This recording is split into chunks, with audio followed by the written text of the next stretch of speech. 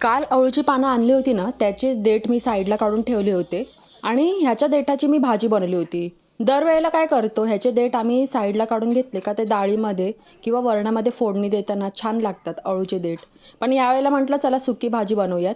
पहिल्यांदा देठ आहे ना चांगले साफ करून घेतले अशा पद्धतीने आणि त्यानंतर स्वच्छ मी असं धुवून घेतलं होतं.